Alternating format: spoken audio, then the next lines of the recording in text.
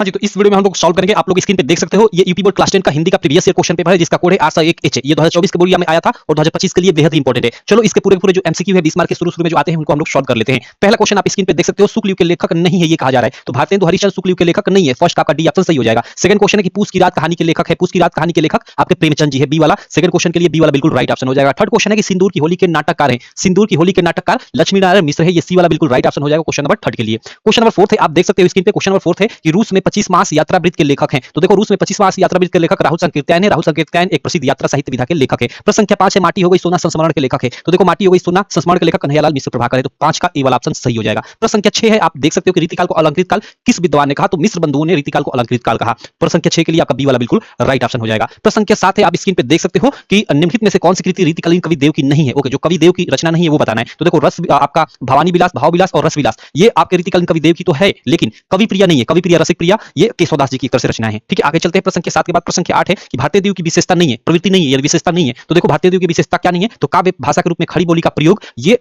भारतीय देव की विशेषता नहीं है, तो जो नहीं है वो डी वाला बिल्कुल राइट ऑप्शन हो जाएगा और 3 ये विशेषता है। क्लियर। प्रश्न संख्या 9 है कि 1943 ईस्वी में प्रकाशित सप्तक का संपादन किसने किया, तो अज्ञेय जी ने, सच्चिदानंद हीरानंद वात्स्यायन अज्ञेय जी ने किया। प्रश्न संख्या 10 है कि राम की शक्ति पूजा के रचनाकार है, एक तरह से पूछा जा रहा है राम की शक्ति पूजा किसकी रचना है, तो भाई सूर्यकांत त्रिपाठी निराला जी की, तो 10 का ए वाला बिल्कुल राइट ऑप्शन हो जाएगा। प्रश्न संख्या 11 है कि हाथी जैसा देह, गैंडे जैसी खाल, तरबूजे सी खोपड़ी, खरबूजे से गाल, इस पंक्तियों में कौन सा रस है, में रस पूछा जा रहा है। पढ़ने से ही मालूम चल रहा है कि इसमें हाथ से रस है, हंसी आएगी आपको पढ़कर। उसके बाद प्रश्न संख्या 12 है मेरे दोस्त कि मानो हवा के वेग से सोता हुआ सागर जगा, उपयुक्त पंक्ति में, ठीक है सॉरी शुरू से मैं नहीं पढ़ा, उस काल मारे क्रोध के तन कांपने लगा, मानो हवा के वेग से सोता हुआ सागर जगह, उपयुक्त पंक्ति में कौन सा अलंकार है, तो इसमें आपका उत्प्रेक्षा अलंकार हो जाएगा। यहाँ पे देखो उत्प्रेक्षा अलंकार का वाचक शब्द मानो आया है। उसके बाद प्रश्न संख्या 13 देख लेते हैं। प्रश्न संख्या 13 की जो सुविधा सिद्धि होएगा नायक करियोर बदन करू अनुग्रह सो बुद्धि राशि सुगुण सदन, उपयुक्त पंक्तियों में हमें छंद पूछा जा रहा है, तो इस पंक्ति में सोठा छंद आपका हो जाएगा। प्रश्न संख्या 13 के बाद प्रश्न संख्या 14 है कि निम्नलिखित में से कौन सा शब्द अनुपसर्ग का प्रयोग नहीं हुआ है। ठीक है, इसमें अनुपसर्ग प्रयोग नहीं हुआ है, तो देखो अनुकरण में करण से पहले अनु, ठीक है, अनुशासन में शासन से पहले, अनुवाद में वाद से पहले, लेकिन देखो अनु और ये तीर, ये देखो ये कोई शब्द नहीं होता है। ठीक है, तो भाई एक शब्द बचना चाहिए क्योंकि किसी शब्द के पहले उपसर्ग लगता है, तो ये नहीं होगा, तो ये नहीं है जो, तो ये नहीं है। क्लियर। चलो प्रश्न संख्या 15 है कि नीलकंठ समस्पन में प्रयुक्त समास है, नीलकंठ में कौन सा समास यूज हुआ है मेरे भाई, तो नीलकंठ नीला है जिसका कंठ अर्थात शिव, तो यहाँ बहुब्रीहि समास हो जाएगा, बी वाला ऑप्शन बिल्कुल राइट हो जाएगा। प्रश्न संख्या 16 है कि बादल का प्रवाची शब्द नहीं है, बादल का जो प्रवाची शब्द नहीं है वो बताना है, तो भाई यहाँ पे देखो जलद बादल का जलज बादल का प्रवाची शब्द नहीं है क्योंकि जलज ये कमल का होता है। प्रश्न संख्या 17 है कि युष्मत यानी तुम सर्वनाम शब्द का तृतीया